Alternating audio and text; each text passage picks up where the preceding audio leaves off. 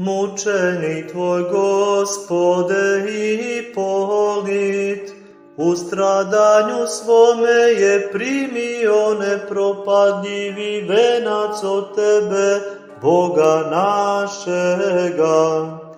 Imajući pomoć tvoju, mučitelje pobedi, a razori nemoćnu drskost demona. Njegovim molitvama spasi duše naše.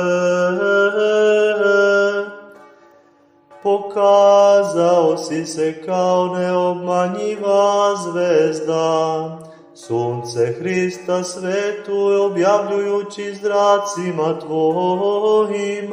Mučeniče Ipolite, ugasio si sve demonske prevare, dajući nam svetlost, moli se neprestano